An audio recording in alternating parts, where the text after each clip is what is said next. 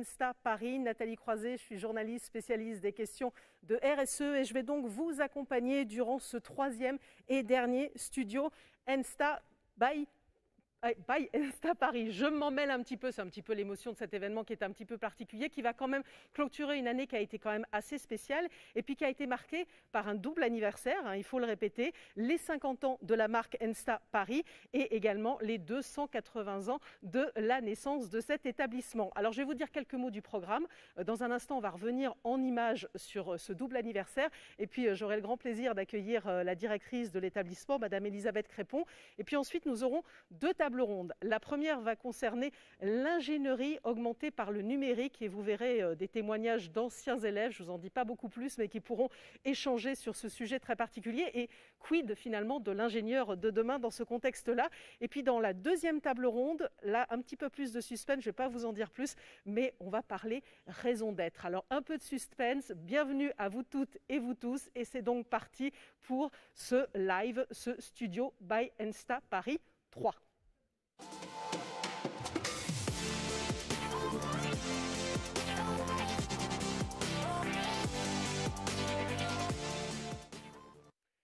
Je suis donc ravie de vous retrouver pour cette première séquence de ce studio by Ensta Paris. Je vous l'ai dit en introduction, hein, ça marque quand même un double anniversaire, les 50 ans de la marque Ensta Paris et puis les 280 ans de la naissance de l'établissement. On va revenir en images sur toute cette histoire.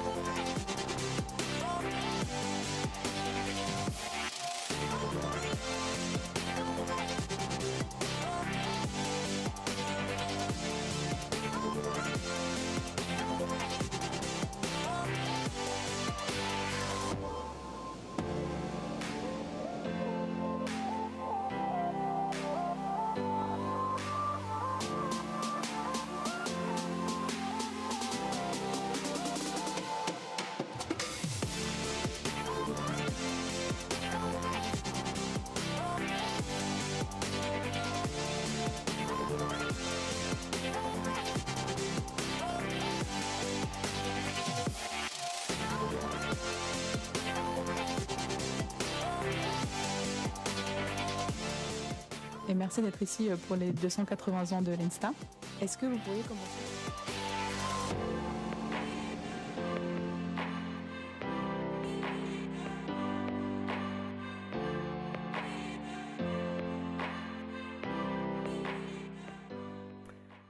Une rétrospective qui est riche. Je suis ravie d'accueillir Elisabeth Crépon. Bonjour. Bonjour. Vous êtes donc la directrice de l'Ensta Paris dans ce magnifique studio là, qui a été installé dans le hall de cet établissement et donc qui nous accueille. Et donc une vidéo rétrospective, on vient de la voir. Qu'est-ce qu'elle vous inspire? Écoutez, moi, c'est avec beaucoup de plaisir que j'ai revu ces images. Et puis, ce sont des images d'événements, de témoignages des témoignages d'élèves, des témoignages d'anciens élèves sur ce qu'est l'école, sur ce qu'a été l'école, une illustration de la qualité de la recherche. J'ai vu mes collègues enseignants-chercheurs, donc la recherche faite dans les laboratoires de l'école, ingénierie et santé, transition énergétique, autant de sujets auxquels l'ENSTA s'attelle aujourd'hui en recherche et également en formation. L'ENSTA Science, une nouveauté cette année, donc l'idée c'est vraiment de rendre accessible à toutes et tous ces avancées scientifiques et technologiques. Et puis aussi, on l'a vu un petit peu au début, des moments de convivialité, alors un peu numérique, un peu difficile, voilà, un peu par les temps qui courent. Mais je pense que c'était vraiment important de créer ce lien, cette cohésion, même en utilisant ces moyens un petit peu distanciés. Voilà, donc beaucoup de choses. Et moi, je voudrais juste témoigner de l'élan en fait, que ce double anniversaire a créé au sein de l'école, au sein de la communauté ENSTA. La communauté ENSTA, ce sont les élèves, les personnels, les anciens de l'école, nos partenaires.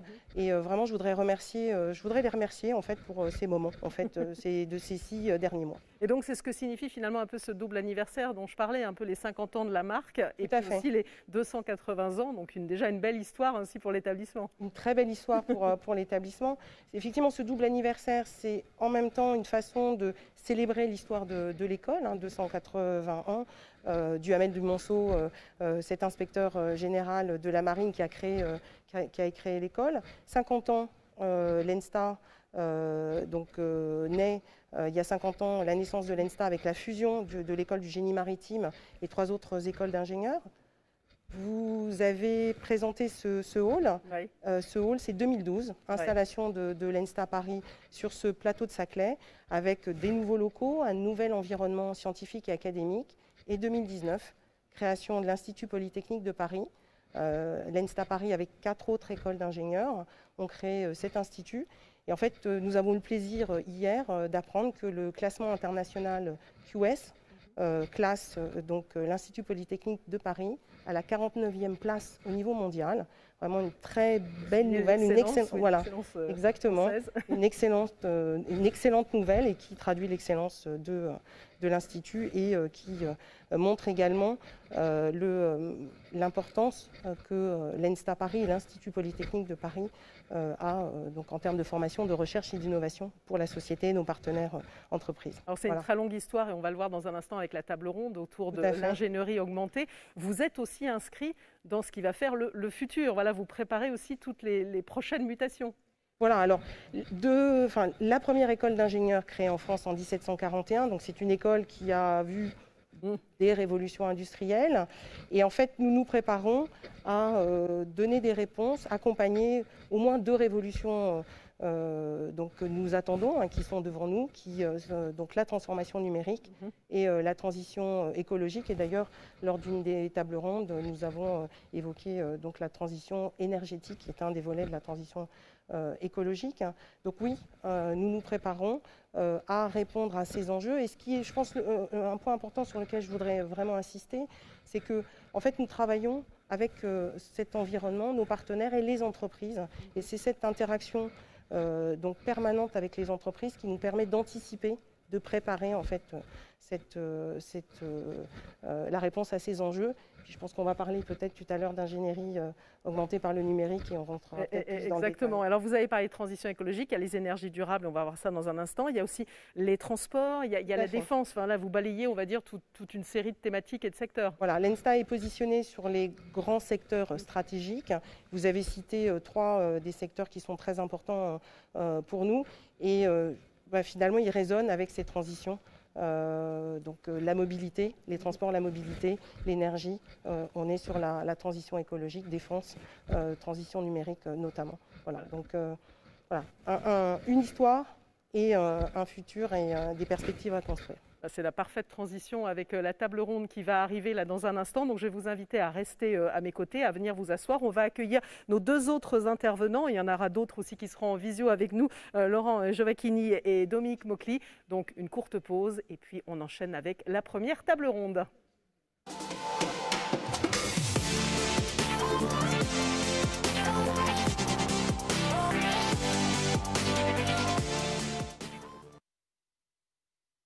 enchaîne rapidement avec cette première table ronde autour de cette thématique. Je disais l'ingénierie augmentée par le numérique. On va le voir à travers différents secteurs, se poser la question quels défis, quels enjeux pour les secteurs que je vais vous présenter évidemment dans un instant. On va mettre en avant, vous allez voir, de belles trajectoires professionnelles d'anciens élèves, d'alumni aussi de l'école qui vont venir témoigner. Donc on est ravis d'accueillir Laurent Giovacchini, bonjour, qui est directeur général adjoint de Soprasteria, qui est l'un des leaders européens de la transformation digitale. Donc je ne vais pas vous poser nécessairement la question de ce que le numérique a changé. Vous êtes plutôt du côté des numérisants, comme vous allez nous l'expliquer dans un instant. Donc on est ravis de vous avoir ici en plateau.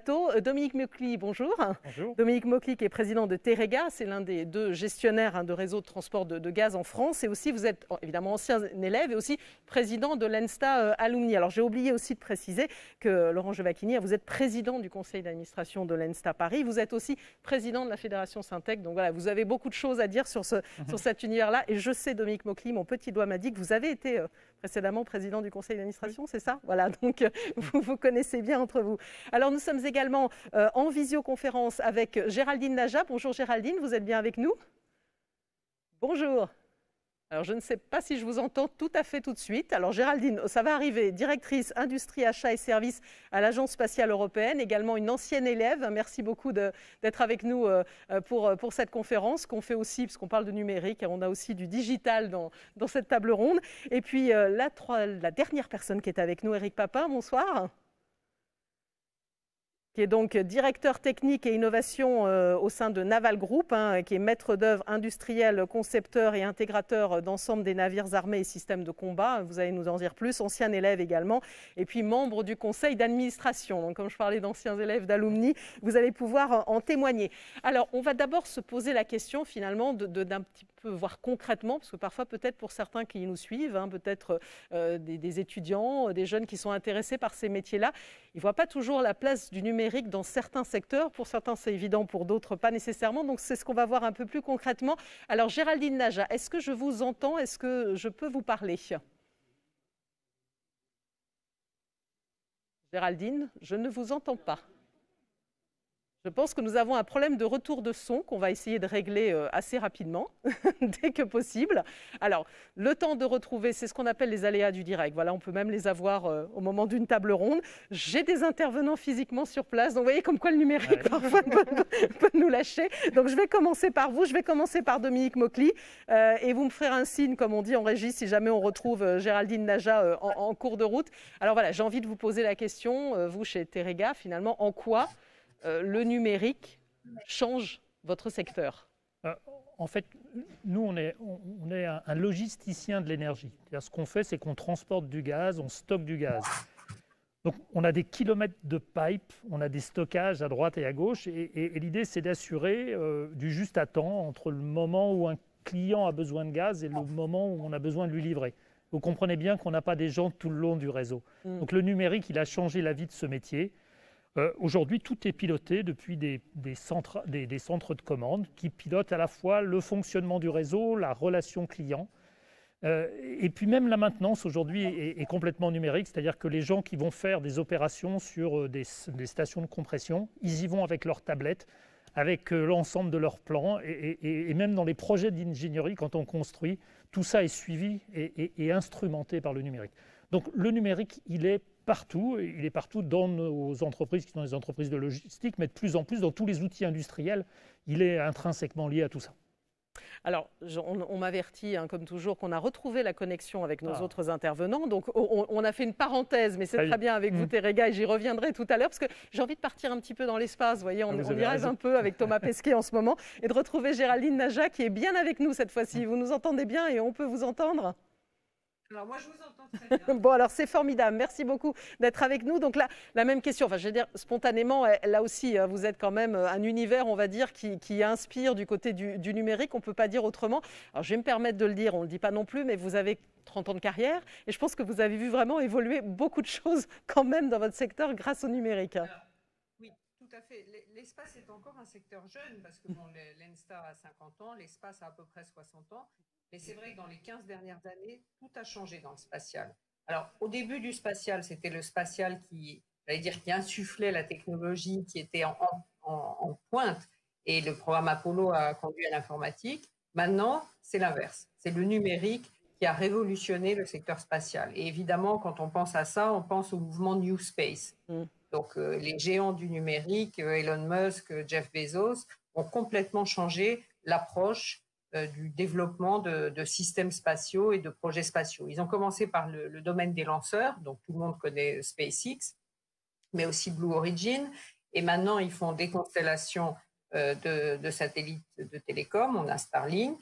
Et ils s'intéressent beaucoup aussi à tout ce qui est exploration, voire tourisme spatial. Donc, maintenant, je dirais, cette nouvelle approche, parce que c'est vraiment une nouvelle approche, nous oblige à faire totalement différemment les choses. Alors c'est parce que c'est les grands noms du numérique, c'est ça, parce que c'est les grands noms du numérique qui vous bousculent finalement quelque part aussi dans votre façon de voir les choses et de travailler, c'est ça? Oui, complètement. Parce qu'en fait, d'abord, bon, ils bousculent parce qu'eux, ils arrivent du numérique, donc avec une approche low cost, vraiment baisser les coûts de production au maximum, des cycles de développement beaucoup plus courts et surtout une acceptation du risque. Pendant longtemps, le secteur spatial n'acceptait pas les risques et on voit bien, par exemple, le lanceur Falcon de SpaceX, il y a eu plusieurs échecs avant qu'il puisse fonctionner. En Europe, si un lanceur connaît 2 échecs successifs, honnêtement, son avenir est très, très court terme, on va dire.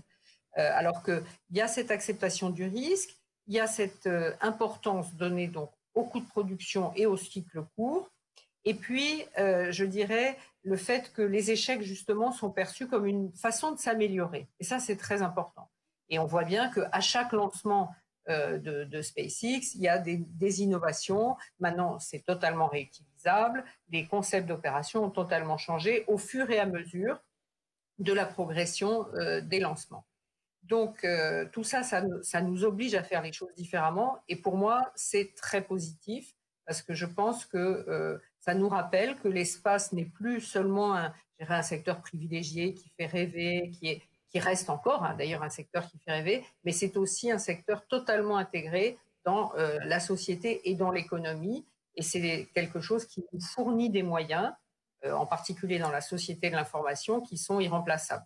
Donc l'espace est maintenant totalement intégré et grâce au numérique, on a changé nos approches. Alors, vous avez changé vos approches et vous disiez aussi que quelque part aussi le numérique, il a gagné toute l'agence spatiale. Vous aussi, vous parlez de dématérialisation, vous avez une autre dynamique aussi. Hein. Ah oui, tout à fait. Alors déjà, on l'était un peu. Bon, c'est vrai qu'en plus, avec le Covid, avec la crise, on a complètement dématérialisé beaucoup de choses.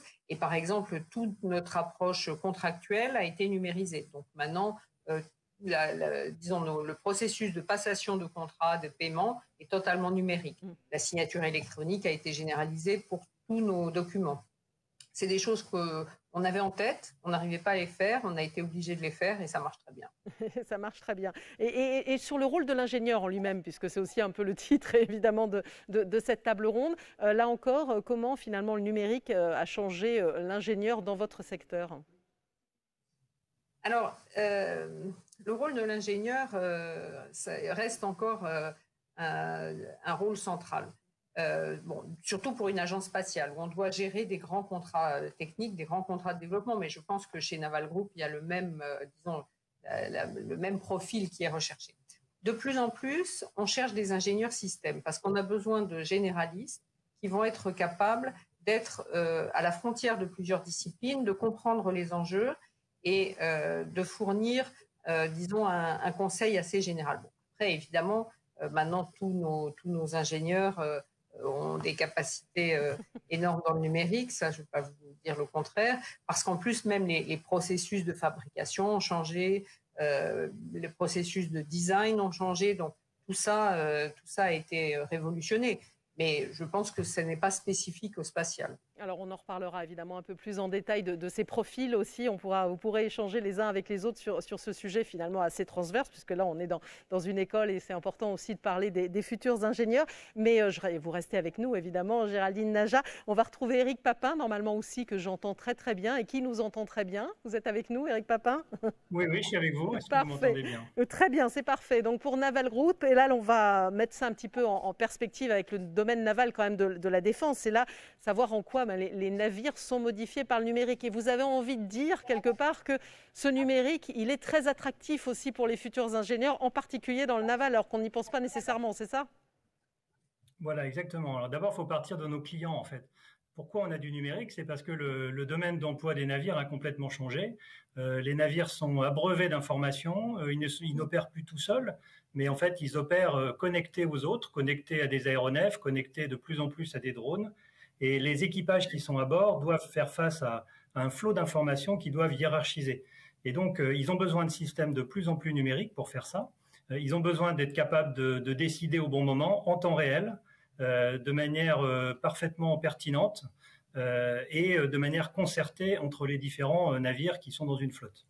Donc pour nous, ça a beaucoup de conséquences parce que d'abord, il faut qu'on voit comment les navires qu'on conçoit sont adaptés aux équipages. La place de l'homme dans des navires plus numériques mis en réseau est complètement différente.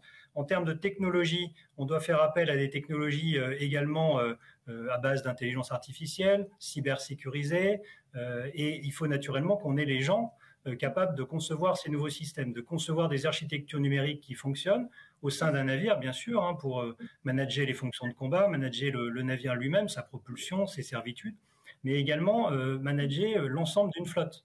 Par exemple, manager le niveau d'énergie dans les différents bateaux, parce que si une flotte navale avance et puis qu'il y a un des navires qui doit ravitailler alors que les autres n'en ont pas besoin, ça ralentit tout le monde. Donc le management de l'énergie est aussi une grande problématique qu'on doit traiter par le numérique. Tout ce qui est invulnérabilité est également un élément très important. Savoir si on est indiscret, savoir la portée de nos propres radars, de nos propres sonars, être capable en temps réel de se dire là j'ai l'avantage acoustique et donc je peux évoluer, ou alors là il faut faire attention parce que je risque d'être détecté. Tout ça c'est le numérique qui nous permet de le faire en temps réel et principalement avec le développement de ce qu'on appelle les jumeaux numériques, basés sur des modèles qui représentent les chaînes fonctionnelles du bateau, qui représentent naturellement physiquement les systèmes constitutifs des navires et qui peuvent en temps réel comparer un comportement attendu du navire avec ce qui est en train de se passer réellement. C'est-à-dire que toutes les données qu'on mesure à bord des bateaux, on peut les comparer à ce qui est en train de se passer pour se dire tiens là ça se passe normalement, ou alors là peut-être y a-t-il une cyberattaque qui modifie mon comportement, ou peut-être est-ce une panne qui est en train de se préparer et il est temps d'intervenir pour éviter que le bateau soit devenu indisponible. Voilà, donc tout ça, c'est le numérique est partout. Et ce qui est important aussi, c'est que là j'ai beaucoup parlé des navires, mais dans l'entreprise aussi. Parce que pour pouvoir concevoir des navires comme ça, il faut une ingénierie plus numérique, une production plus numérique. Et puis, il faut que notre interaction avec notre écosystème, nos clients, nos fournisseurs, nos partenaires, soit également numérisée. Sinon, on n'arrive pas à gérer la complexité que ça représente. Oui, voilà. Et donc, il y a tous ces sujets. La maintenance que vous avez évoquée, la place des drones aussi. Finalement, là, on parle de navires, mais les drones aussi jouent un rôle de plus en plus important dans votre secteur. Voilà, parce que l'idée, c'est d'arriver à détecter avant les autres. Donc, pour détecter avant les autres, on a besoin d'être en permanence à l'écoute. Les bateaux ne peuvent pas forcément le faire. Donc, on utilise des drones aériens, bientôt des drones de surface, des drones sous-marins, qui sont autant de senseurs qu'on projette autour d'une force navale pour avoir finalement un préavis de détection. Pour pouvoir envoyer le drone dans des zones où on ne veut pas envoyer le bateau, parce que c'est trop dangereux, parce qu'il n'y a pas assez de fonds pour que le bateau puisse naviguer en sécurité. Et ces drones qu'on a envoyés, ils peuvent être soit téléopérés, c'est le cas encore beaucoup aujourd'hui, mais nous on est en train de travailler sur ce qu'on appelle l'autonomie décisionnelle contrôlée des drones, c'est-à-dire leur donner une intelligence pour naviguer, pour faire la mission qu'on leur donne, éventuellement pour se reconfigurer, savoir quand ils ont besoin de se recharger en énergie, revenir à proximité des bateaux pour transmettre leurs données. Alors, il y a un tabou qu'on ne franchit pas, c'est de leur mettre des armes et de les laisser tirer tout seuls. Ça, c'est quelque chose sur lequel on a vraiment un frein qui est à la fois éthique et puis également une politique du ministère des Armées. Mais il faut garder en esprit que les ennemis, eux, n'ont peut-être pas la même éthique que nous. Et donc, il faut aussi se préparer en termes de drones à affronter des drones qui peuvent, eux, être armés. Et en particulier, il y a un domaine numérique qui est en train de se développer, ce sont les essaims, c'est-à-dire une grande quantité de drones qui ont une capacité saturante et vis-à-vis desquels il faut que les navires se protègent. Et là aussi, quand vous avez 100, 200 drones qui vous arrivent dessus, c'est pas un senseur tout seul, c'est pas un homme tout seul devant une console qui est capable de le gérer. Le numérique est absolument indispensable. Alors, il y a aussi un autre secteur dont on peut parler, un autre enjeu, c'est la cybersécurité. J'imagine que c'est particulièrement important quand même, cette gestion de données. Alors, ça va de soi, parce que qui dit navire en réseau, dit navire très connecté. Toute connexion à bord d'un navire, qu'elle soit électromagnétique, qu'elle soit physique, hein, c'est une vulnérabilité du point de vue cyber.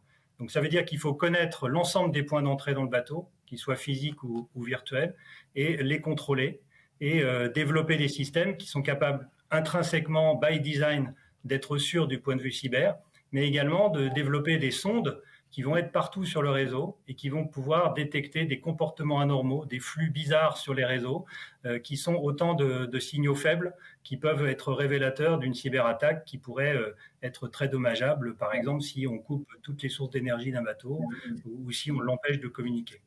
Alors, on a commencé à mieux voir un peu concrètement quel a été ce rôle de l'ingénieur, l'ingénierie augmentée par le numérique dans vos deux secteurs, Éric Papin et Géraldine Najat.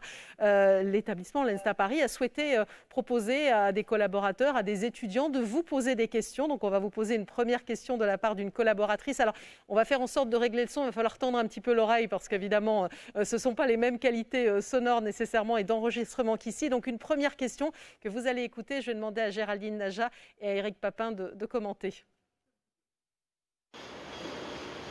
Bonjour à tous, Pierre Rosenthal, chef de projet communication interne et événementielle au sein de l'ENSTA Paris. J'avais une question pour vous tous. Comment imaginez-vous l'industrie du futur? Je vous remercie. Voilà, on arrive à cette question que je repose. Vous savez, un petit peu devant, derrière. Comment imaginez-vous l'industrie du futur, plus globalement? Alors, Géraldine Najat. Alors, l'industrie du futur, en tout cas dans le spatial, elle va être beaucoup plus diverse. Quand j'étais étudiante à l'ENSTA, si on voulait faire du spatial, il n'y avait pas beaucoup de choix. C'était des grands industriels, des maîtres d'œuvre, des sous-systémiers. Maintenant, il y a des industries de toute taille et c'est beaucoup plus divers. Ça, c'est déjà un premier point. Ensuite, l'industrie, elle est beaucoup plus mûre. Elle est plus prête à investir. Ça, c'est un peu aussi l'aspect New Space, à prendre des risques et à s'appuyer aussi sur des nouvelles techniques ou des innovations un peu plus disruptives. Et puis, je crois qu'il y a un point très essentiel, vous l'avez soulevé au début, c'est la transition écologique et l'attention portée à la RSE. Ça, c'est vraiment quelque chose qu'on voit maintenant. Et dans le secteur spatial, c'est essentiel. On a un mouvement qui s'appelle Clean Space. Donc, vous savez que le problème des débris est un gros problème dans le spatial. Bien, maintenant, l'industrie spatiale ne peut pas échapper à ce problème. Quand on développe un système spatial, on doit prévoir sa fin de vie, on doit prévoir le fait qu'il ne crée pas de nouveaux débris. On doit aussi prévoir, vous parliez des drones et des essaims. Nous, on a l'équivalent dans le spatial, c'est des constellations de beaucoup de microsatellites, petits satellites. Et qui dit constellation de très grand nombre, des milliers de petits satellites, dit éventuellement risque de collision augmentée, pollution des orbites et aussi même problème de fréquence. Donc, je pense que ce sont des points qui jusqu'à présent étaient peu traités et qui vont devenir essentiels. Vous avez parlé de la cybersécurité, c'est aussi un domaine qui nous concerne directement. On a eu des attaques, on peut le dire. Il y a eu des satellites dont on a pris le contrôle. Bon, ça n'était pas agressif. Enfin, on a eu la démonstration que nos satellites pouvaient être vulnérables. Et puis un dernier point, l'industrie du futur, je pense que c'est valable aussi d'ailleurs dans d'autres secteurs que le spatial, c'est qu'on ne développe plus seulement un objet, on développe un service. On ne vend plus un objet, on vend un service. Et ça, c'est vraiment quelque chose qui change complètement la façon dont on travaille avec l'industrie, une industrie qui est beaucoup plus partenaire. Il n'y a plus la relation donneur d'ordre, industrie.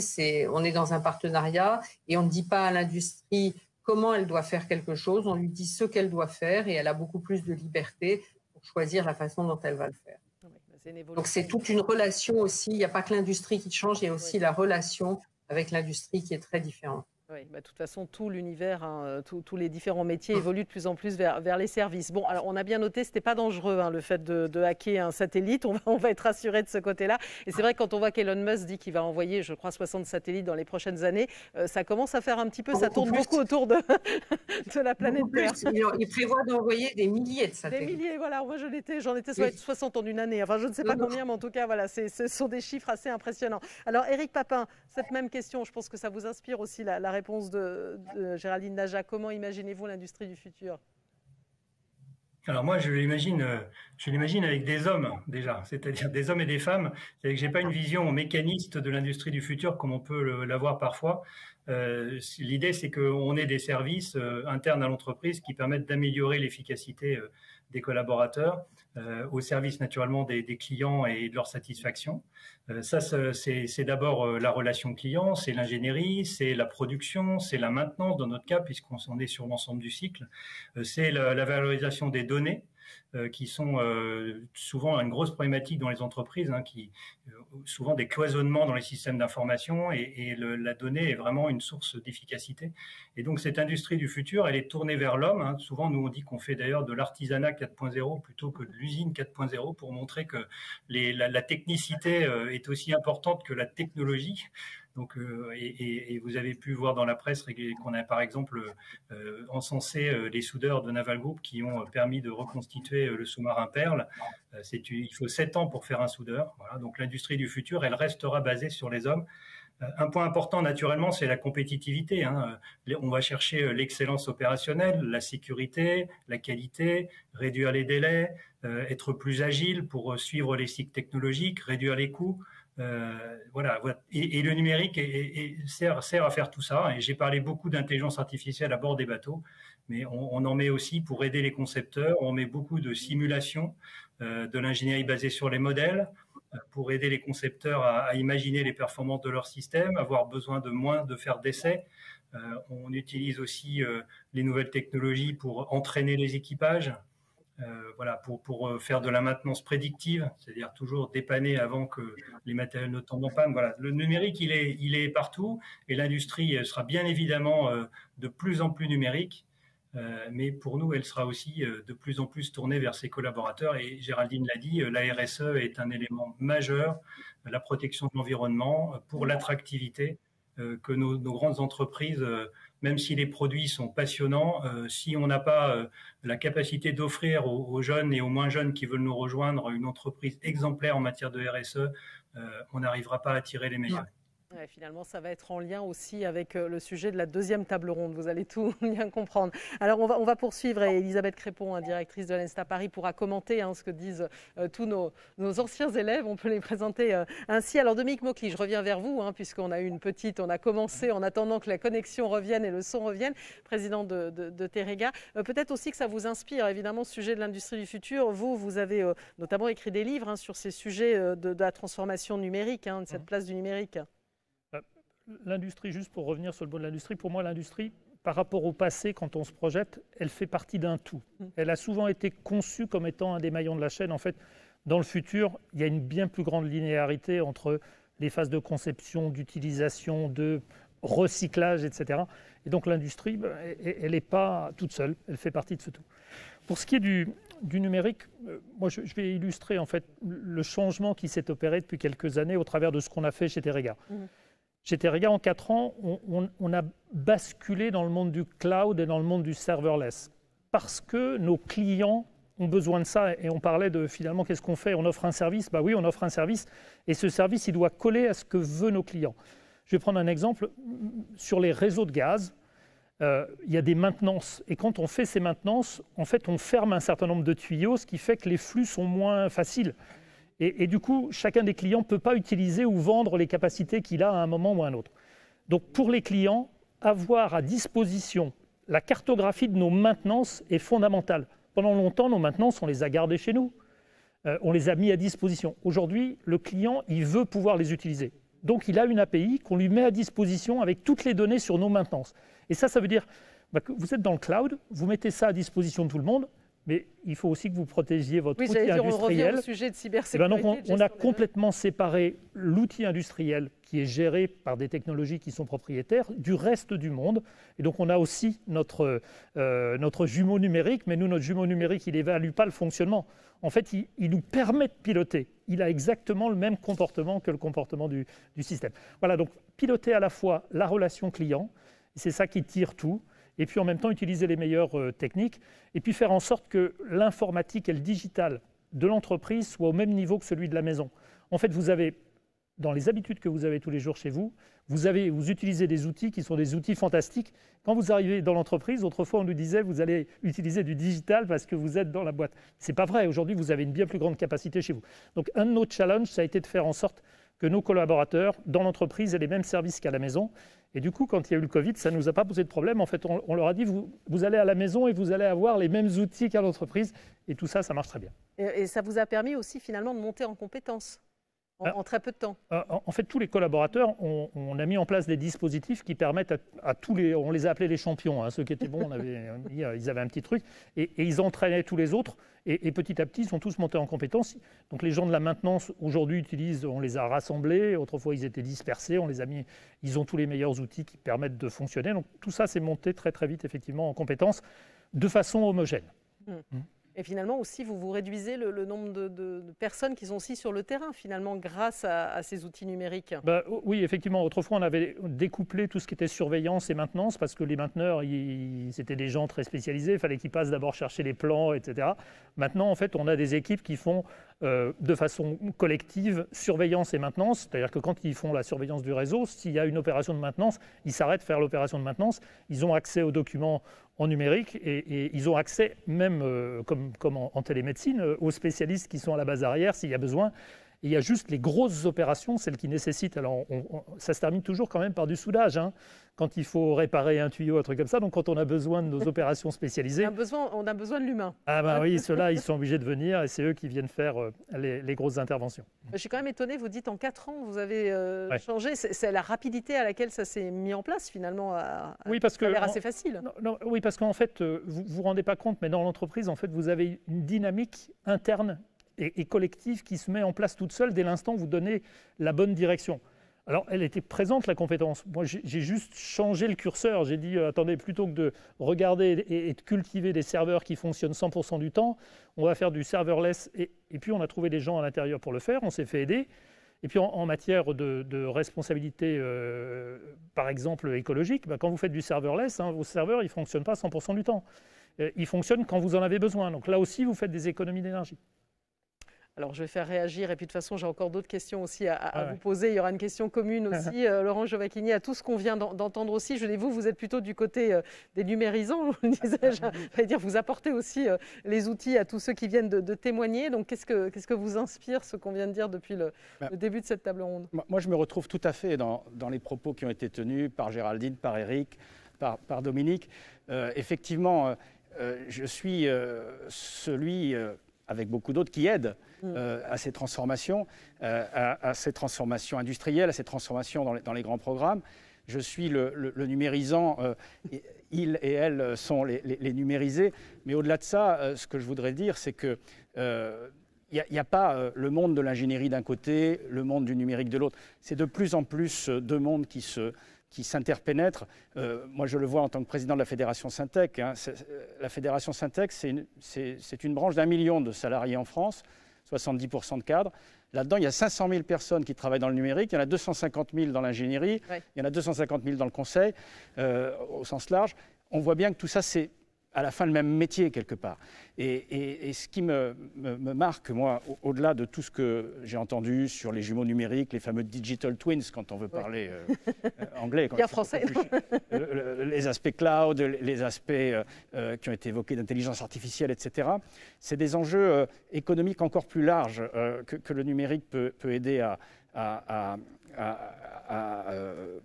prendre en compte des enjeux presque politiques. Pour moi, le numérique, c'est le moyen aussi de relocaliser des chaînes de valeur, des éléments de chaînes de valeur industrielles qui ne sont plus en Europe, qui ne sont plus en France depuis 10 ans, depuis 20 ans, depuis 30 ans.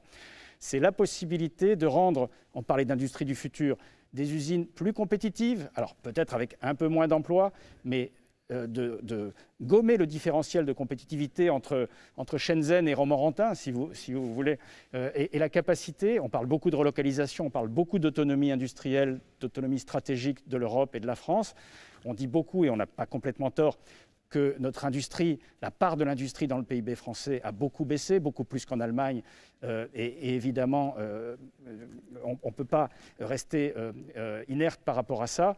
Le numérique, c'est le moyen, un des moyens, de rendre les relocalisations ou les créations ex nihilo d'entreprises industrielles compétitives dans notre pays et en Europe. Parce que parler d'avoir des emplois qui disparaissent, c'est souvent les craintes qui arrivent. Quand on s'est mis à parler de numérique, on a beaucoup parlé de robotique, de la place des robots, et parfois il y a une espèce de fantasme autour du fait que les robots vont nous remplacer. On commence à voir quand même que l'humain, on en a un petit peu besoin dans cette histoire, quand il faut souder. On a besoin de l'humain, et puis moi, ma conviction, c'est qu'on va créer plus d'emplois et plus qualifiés qu'on ne va en détruire. Vous savez, il y a cette fameuse prophétie schumpeterienne de la destruction créatrice.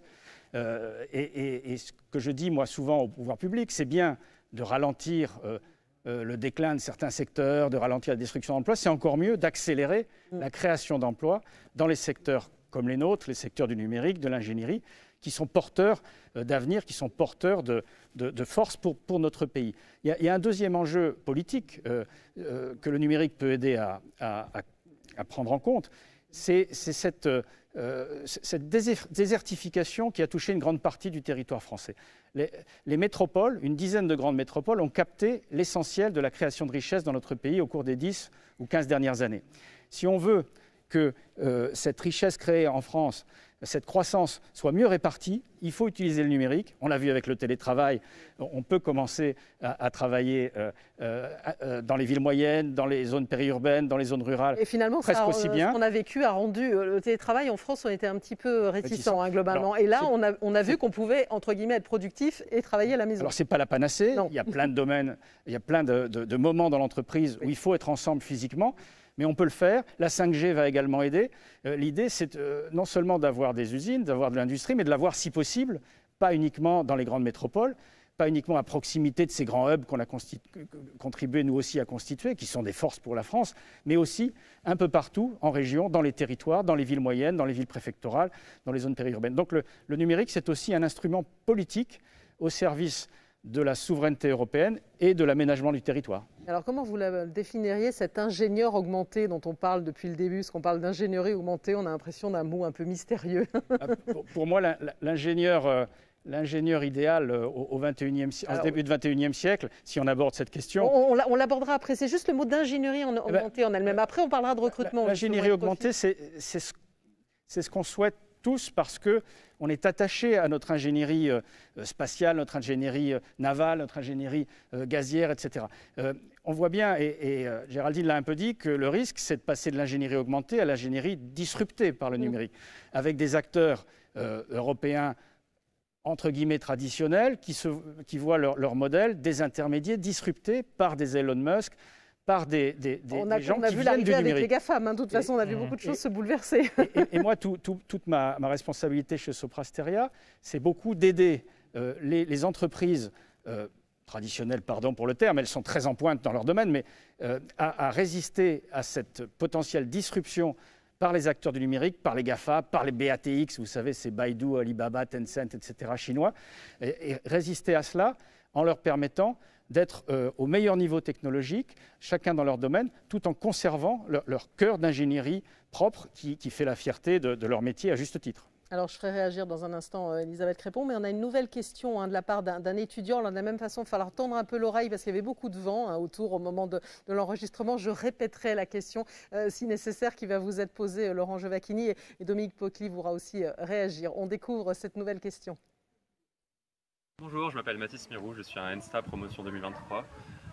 J'ai une question à vous poser à vous tous. D'abord, pour un peu de contexte, dernièrement, l'AIE, l'Agence internationale de l'énergie, a publié un rapport où ils décrivent les objectifs que les gouvernements doivent viser pour pouvoir atteindre une neutralité carbone d'ici 2050, y incluant une diminution de la consommation énergétique de 8% globale.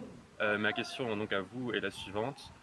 Comment est-ce qu'on peut concilier la sobriété énergétique avec la transition vers le numérique? Quels sont les domaines dans le numérique à privilégier de toute urgence? Merci beaucoup.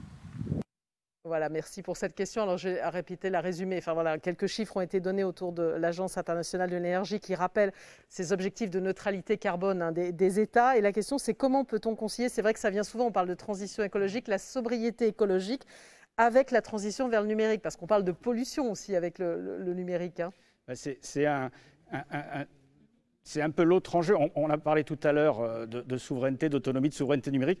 L'autre enjeu dans mon métier, c'est la sobriété numérique, effectivement. Le numérique permet d'économiser des dépenses d'énergie. On parlait du télétravail, on voit bien ce que ça peut permettre d'économiser en termes de temps de transport, etc. Mais c'est aussi un facteur de pollution quelque part, puisque le numérique représente aujourd'hui 5%, 6%, demain 8% des émissions de gaz à effet de serre.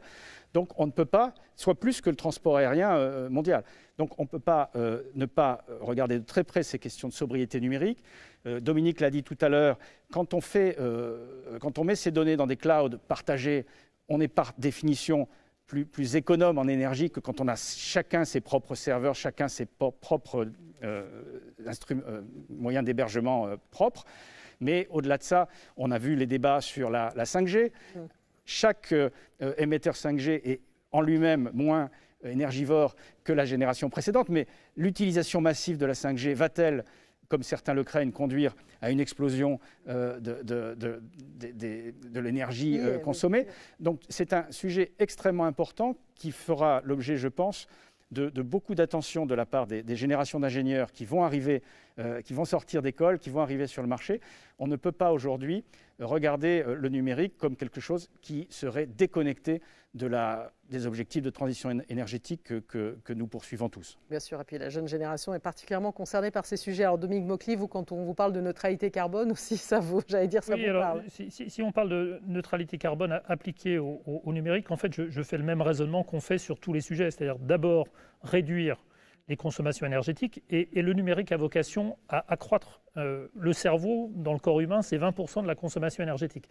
Donc si on voit le numérique servir quelque part l'ensemble de la société, un peu comme le cerveau sert le corps humain, on voit bien que sa consommation va augmenter. Donc la question, c'est l'énergie électrique qu'on fournit à l'ensemble de ces secteurs doit être décarbonée. Bien évidemment, le numérique va nous aider à réduire, à être plus efficace et autres, mais c'est bien la production électrique à laquelle il faut penser.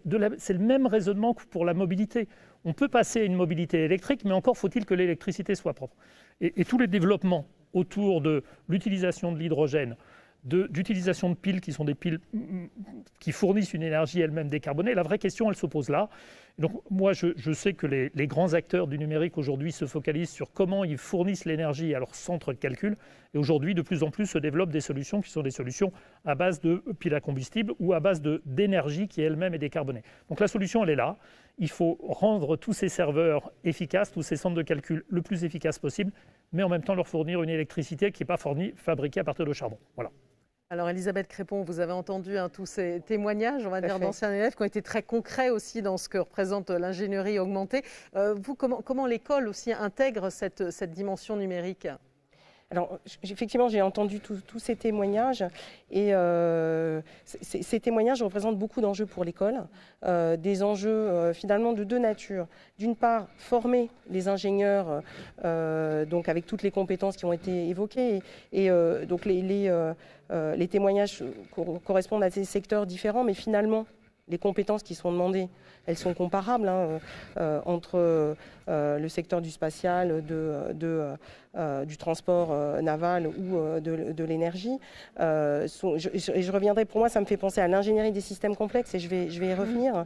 Mais donc un double enjeu, former ces ingénieurs, les former pour aujourd'hui, les former aussi pour demain, leur capacité, une capacité à innover et à anticiper en fait les évolutions, et puis également en tant qu'acteur de recherche et d'innovation, contribuer à proposer des solutions basées sur la recherche à ces entreprises. Donc l'ENSTA est engagé dans cette voie depuis très longtemps, en partenariat d'ailleurs avec les entreprises, que ce soit au niveau des conseils de perfectionnement qui nous aident à faire évoluer nos formations ou nos activités de recherche. Alors, je voudrais parler de l'ingénierie des systèmes complexes, parce que finalement, ce dont on parle depuis tout à l'heure, c'est effectivement des systèmes complexes. Et en fait, cette problématique, elle est vraiment dans l'ADN de l'école. Je vais faire le lien avec les 280 ans de l'école, puisque en fait, c'est vraiment ce qui a été à l'origine de la création de l'école. Henri-Louis Duhamel-du-Monceau a souhaité rassembler au sein d'un établissement toutes les compétences pour pouvoir concevoir et produire et optimiser le système complexe par excellence de l'époque, qui était le navire. D'ailleurs, j'ai entendu Éric Papin, ça reste un système complexe encore aujourd'hui. Et donc, et ça, c'est vraiment dans l'ADN de l'école. Et au fur et à mesure, donc, durant ces 280 ans, ce qu'a fait l'école, c'est finalement accompagner ces évolutions avec cette orientation, ce regard, donc à travers l'ingénierie des systèmes complexes. Et petit à petit, nous avons ancré le numérique sur l'étude et l'analyse des phénomènes physiques. Et en fait, moi, ce que j'ai entendu, c'est qu'il y aura toujours besoin d'humains, mais aussi ce que j'ai entendu, c'est que la réalité physique, le numérique ne va pas la gommer. C'est-à-dire qu'on aura toujours des produits, des services, mais des produits... et donc petit à petit, l'école a développé une expertise dans des domaines qui ont été évoqués. Je voudrais parler de la simulation numérique. La simulation et la modélisation numérique, c'est un axe très fort de l'établissement en formation et en recherche. Je voudrais également parler d'optimisation, de recherche opérationnelle. Je voudrais également parler de robotique. La robotique pour les transports, le véhicule autonome, mais également, peut-être un peu moins connu, ce qu'on appelle la robotique sociale, c'est-à-dire l'application de la robotique au domaine de la santé et donc le traitement ou la prévention d'un certain nombre de pathologies. L'intelligence artificielle, voilà, c'est la cybersécurité, effectivement, à ne pas oublier. Donc, l'école a vraiment fait évoluer sa formation et sa recherche en intégrant ces domaines au service des besoins des entreprises et plus largement de la société. Il a été évoqué à plusieurs reprises la RSE, le développement durable et la responsabilité sociétale. C'est vraiment donc un axe fort de l'évolution de l'école. Vous l'avez cité, vous l'avez dit, les étudiants sont très sensibles à cette dimension.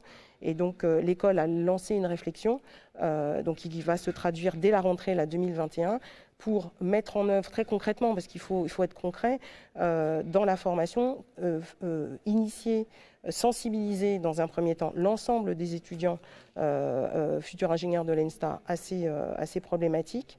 Et puis, sur une période de 2 ans et 3 ans, aller donc éclairer en fait nos options de 3e année avec cette dimension responsabilité sociétale et en particulier donc dans chacun des domaines aborder ces domaines avec l'approche qu'on appelle le cycle de vie des différents produits, c'est-à-dire regarder en fait donc les différentes spécialités, voilà exactement dans leur ensemble pour pouvoir calculer des bilans carbone et optimiser l'ensemble de ces du domaine étudié. Voilà. Alors, à travers ce que vous dites, j'ai envie de poser cette nouvelle question aux 4 autres intervenants. Finalement, on a vu ce que mettait en place l'école. Alors, quid de l'ingénieur de demain? Quel profil recruter, on va dire? Alors, Géraldine Najal, l'ingénieur de demain, comment vous le voyez? Vous l'avez commencé à en parler un peu tout à l'heure. Déjà, je le vois ingénieur, parce que je pense que c'est très important qu'en Europe, on garde des profils techniques et scientifiques. Et donc, c'est vraiment quelque chose que j'encourage quand j'interviens dans des écoles. Je le vois flexible, prêt à se former tout au long de sa vie professionnelle, parce que je crois que demain, on n'aura plus, comme autrefois, un seul métier. On aura plusieurs métiers, on aura des changements, on pourra passer d'un secteur à l'autre peut-être de manière plus fluide. Donc, je pense qu'il faut être flexible. Et vraiment être prêt à se former tout au long de sa vie professionnelle. Et puis, il y a une chose aussi sur laquelle j'insiste beaucoup. Bon, moi, je travaille dans une organisation européenne. C'est les langues. C'est très important que nos ingénieurs ne soient pas que des ingénieurs, ils sont des ingénieurs, mais qu'ils aient aussi la possibilité de travailler à l'étranger. Et je trouve que là-dessus, en France, on a encore des progrès à faire. Et je leur rappelle toujours, soyez prêts la France forme des ingénieurs de qualité remarquables qui sont vraiment reconnus et parfois ça reste un frein. Donc n'oublions pas la possibilité et la richesse qu'offrent les échanges avec l'étranger. Merci pour cette réponse. Éric Papin, la même question. Oui, alors je ne vais pas reprendre ce que dit Géraldine, avec lequel je suis complètement en accord. Je vais essayer de compléter par quelques points. Moi, ce qui est important, c'est vraiment la compréhension d'ensemble d'un système. Ça, c'est vraiment majeur. C'est la complémentarité d'une spécialité technique forte avec une connaissance des technologies les plus modernes et numériques. C'est une curiosité, c'est un esprit critique. Par exemple, pour les données, on peut maintenant tout enregistrer, on peut stocker des téraoctets, on peut faire du big data sur des téraoctets de données, on peut faire des jumeaux numériques qui modélisent absolument tout. Est-ce que c'est vraiment nécessaire? Est-ce que c'est pertinent? Et on a besoin de gens qui peuvent discriminer finalement la vraie valeur apportée par une technologie numérique, et c'est là où on sera très fort. Hein. Le numérique sans métier, c'est quelque chose qui n'est pas forcément pertinent. Le métier sans le numérique, ce n'est pas très efficace. C'est la combinaison des deux qu'il faut savoir faire. Et puis un élément important, la multidisciplinarité. On n'a personne qui travaille sur le tour dynamique tout seul toute sa vie ou sur les matériaux toute sa vie. Ils vont être amenés à travailler avec des mathématiciens, ils vont être amenés à aller en production pour voir l'application de leur simulation de soudage, par exemple, pour voir comment ça se passe dans la vraie vie sur un chantier. Et puis, il y a les soft skills. C'est-à-dire, je pense que ce qui est important aussi, c'est de pouvoir travailler en collaboratif avec des gens qui ne nous ressemblent pas, avec le client, avec des partenaires, avec d'autres industriels et en France, à l'étranger. Donc, oui, pour les langues, parce que les langues, c'est pas tout de le parler du point de vue technique, mais il faut aussi comprendre l'autre et la culture de l'autre pour pouvoir coopérer. Et c'est pas un anglais scolaire qui permet de le faire. Voilà, donc... je pense que c'est un peu la lettre au Père Noël qu'on fait là sur l'ingénieur du futur. Alors Dominique Maucly va ajouter quelque chose à la lettre au Père Noël, parce qu'il y a déjà eu beaucoup de choses. Je vais rien rajouter parce que déjà tout a été dit, mais nous dans l'entreprise, on a 4 valeurs. La première, c'est responsabilité. Un ingénieur, il doit quand même savoir ce qu'il fait et l'usage des produits qu'il aura entre les mains.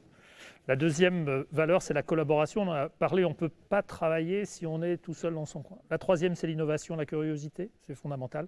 Puis enfin, il faut de l'ambition. C'est-à-dire que les ingénieurs, il faut aussi qu'ils sortent de leur petit environnement en se disant qu'ils sont porteurs de la vie de demain et du progrès de demain. Voilà.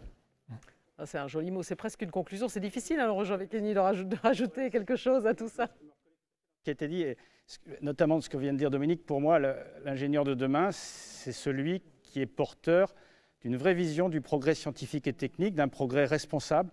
On a trop souffert dans notre pays et en Europe de cette perte de confiance de nos concitoyens dans le progrès. Les dégâts du principe de précaution à outrance, on n'a pas fini de les payer. Les théories complotistes, les théories de la décroissance. Il faut que l'ingénieur de demain soit fier de porter un projet dans son entreprise, dans son administration, dans son organisation, mais dans la société, un projet qui remette le pays dans le sens de la marche et dans le sens du progrès scientifique et technique. Alors, pas un progrès à outrance, mais un vrai progrès responsable. Et puis, l'ingénieur de demain, si vous me permettez, pour terminer, pour moi, c'est une femme.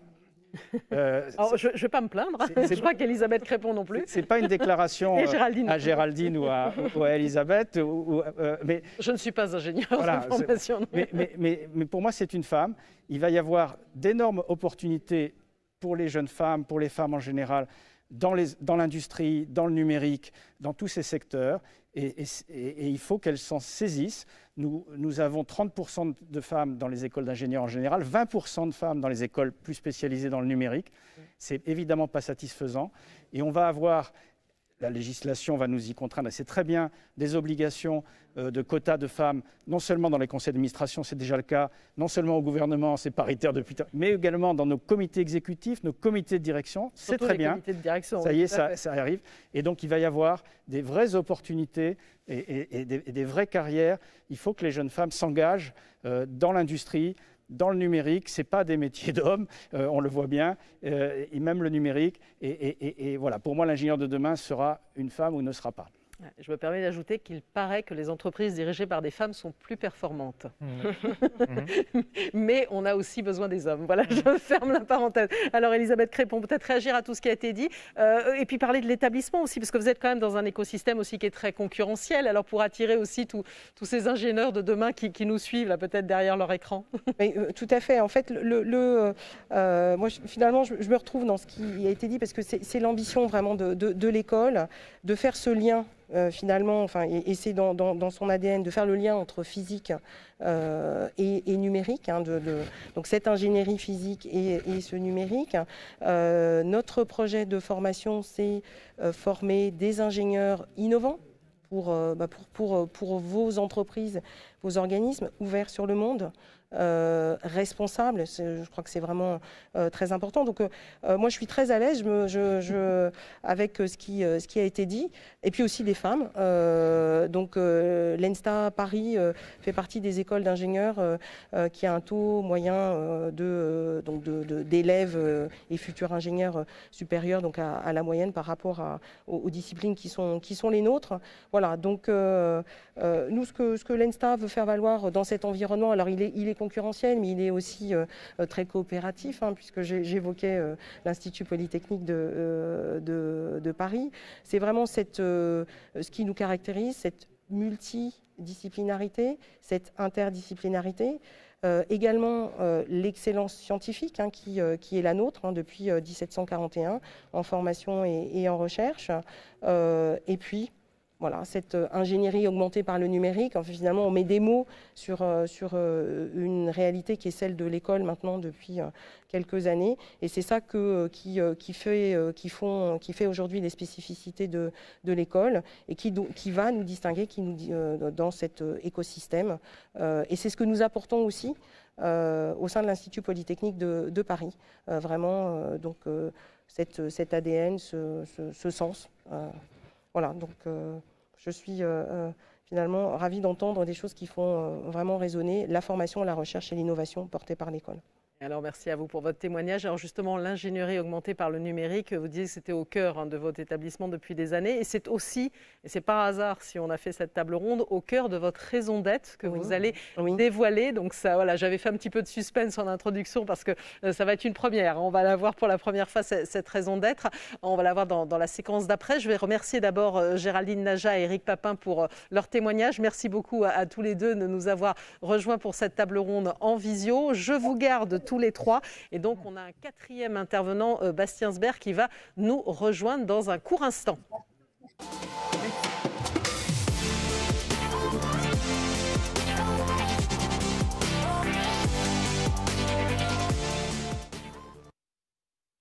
Et voilà, donc le temps de l'installation, les petites 10 secondes. Merci beaucoup, Bastien Sber, d'être avec nous. Vous êtes président du BDE de l'ENSTA Paris. Vous avez suivi attentivement, évidemment, cette table ronde sur l'ingénieur augmenté. Merci encore à Laurent Jevacchini, Elisabeth Crépon et Dominique Mocli d'être toujours avec nous pour cette table ronde, cette deuxième table ronde. Alors, je vous le disais, elle va être consacrée, on va dévoiler la raison d'être de l'ENSTA Paris. Peut-être d'abord une première question. Pourquoi vous vous dotez, Elisabeth Crépon, d'une raison d'être? Alors, la raison d'être d'un établissement, c'est finalement deux choses. C'est l'affirmation d'un sens, d'un projet commun, d'une projection, mais également, c'est la possibilité de créer une dynamique collective interne. Et donc l'anniversaire était vraiment l'occasion de se reposer la question. Après, en fait, toutes les étapes de l'histoire de l'école, et j'évoquais les étapes récentes, hein, le déménagement sur ce campus et la création de l'Institut Polytechnique de Paris, de se poser la question de ce qu'apportait aujourd'hui l'ENSTA à la société, à ses partenaires industriels, de façon générale, à ses parties prenantes.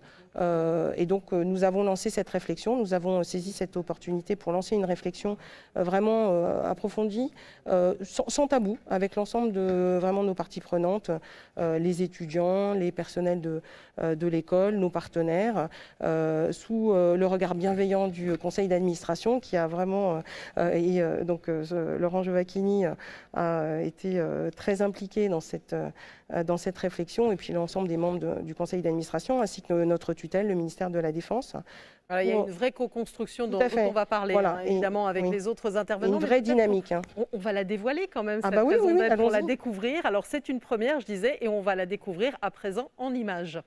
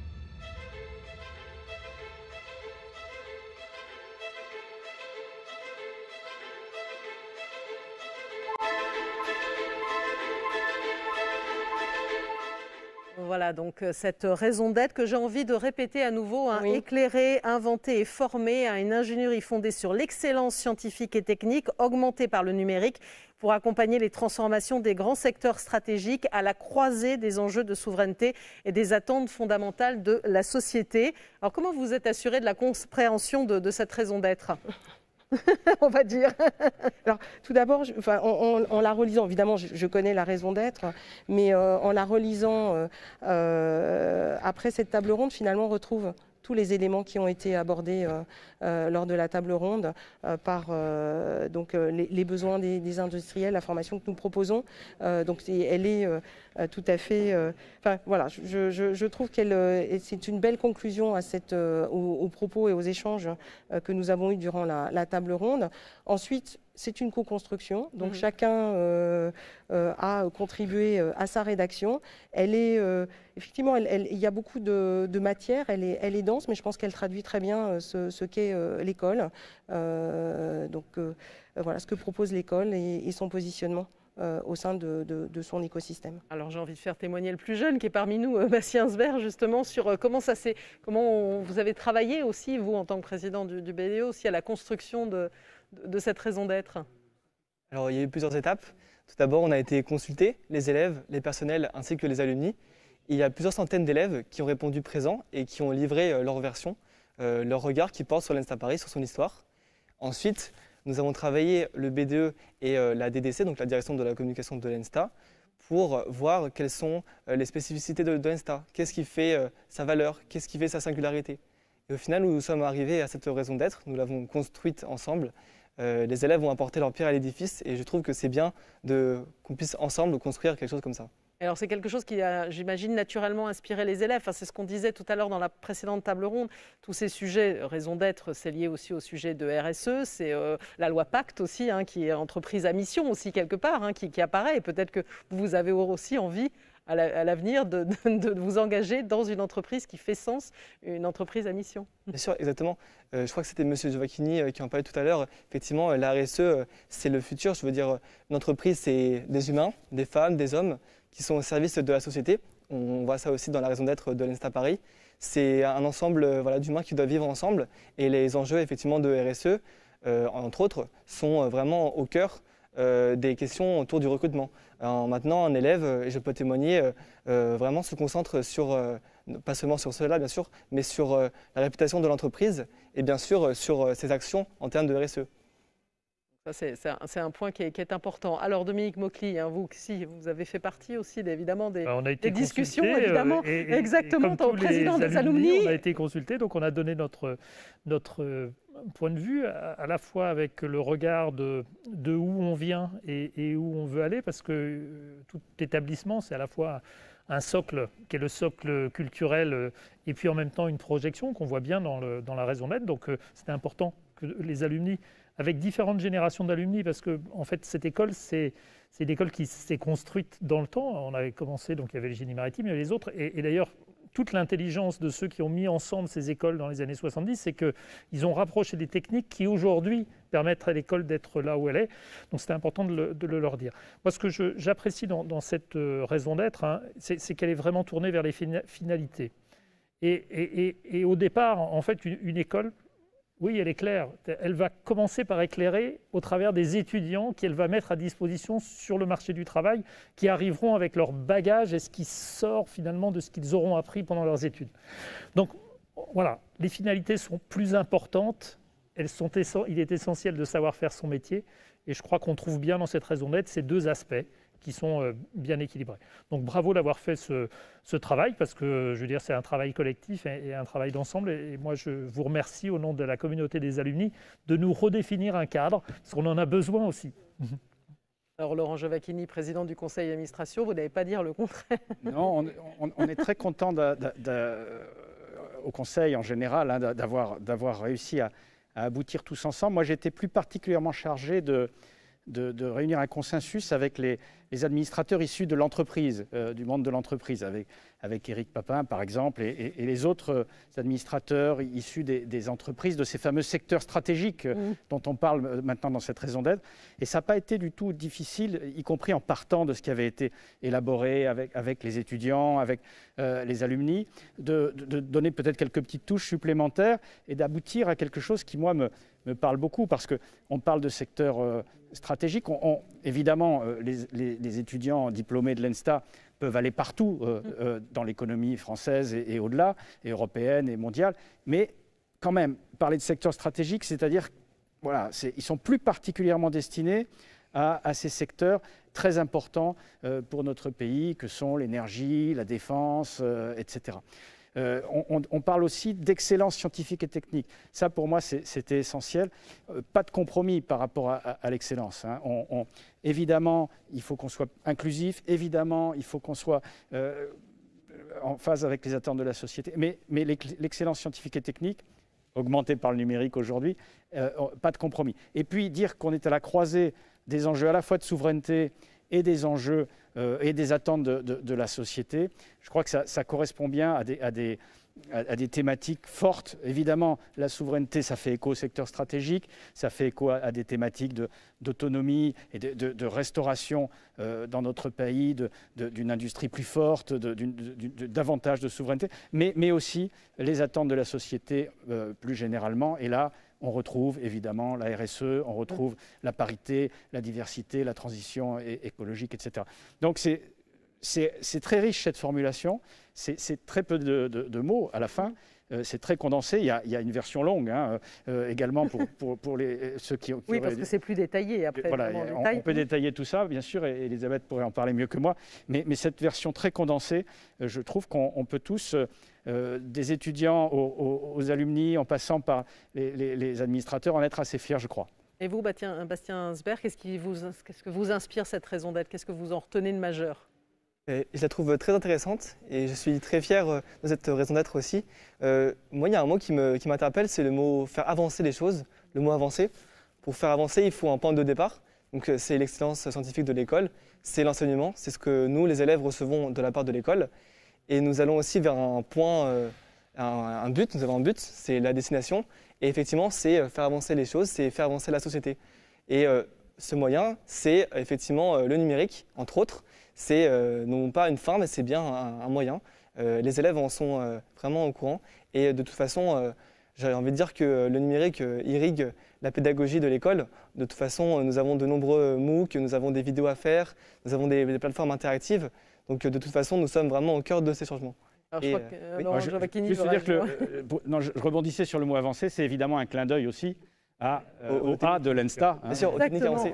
Bah oui, parce que c'est pour ça, il faut la regarder en détail. Il y a cette phrase, on définit une raison d'être, mais voilà, vous avez bien décortiqué tout ça, on va dire. Il y a beaucoup de choses derrière. Alors, un mot de conclusion, Elisabeth Crépon, pour en parler pendant longtemps de cette raison d'être. Est-ce que ça va finalement avoir une incidence globalement sur l'école et aussi peut-être vous donner plus de visibilité encore, non? Alors, peut-être plusieurs mots de conclusion, parce que j'ai envie de dire plusieurs choses.